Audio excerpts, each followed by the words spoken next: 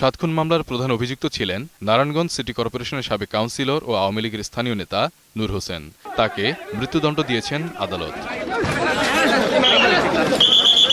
এছাড়া মৃত্যুদণ্ড দেওয়া হয় সে সময় র্যাব 11 এর অধিনায়ক, বরখাস্ত হওয়া লেফটেন্যান্ট কর্নেল তারেক সাঈদ মোহাম্মদ, বরখাস্ত হওয়া মেজর আরিফ হোসেন ও বরখাস্ত হওয়া লেফটেন্যান্ট কমান্ডার মাসুদ রানাকে। সে সময় র্যাবে কর্মরত ছিলেন এমন আরও 14 জনকেও ফাঁসির আদেশ দেওয়া হয়েছে। এরা হচ্ছেন এসআই পূর্ণেন্দু বালা, হাবিলদার এমদাদুল হক, কনস্টেবল শিহাবুদ্দিন, আরজিও 1 আরিফ হোসেন, ল্যান্স নায়ক হীরা মিয়া, সৈনিক আব্দুল আলিম, সিপাহী আবু তৈয়ব, সিপাহী আসাদুজ্জামান নূর, সৈনিক মহিউদ্দিন মুন্সি, সৈনিক আলামিন শরীফ, সৈনিক তাজুল ইসলাম ও সার্জেন্ট এনামুল কবির। আরও মৃত্যুদণ্ডাদেশ দেওয়া হয়েছে নূর হোসেনের 9 সহযোগীকে। এরা হচ্ছেন সেলিম, সানাউল্লাহ সানা, শাহজাহান, জামাল উদ্দিন, মর্তুজা জামান চার্চিল, আলী মোহাম্মদ, মিজানুর রহমান দীপু, রহম আলী ও আবুল বাশার।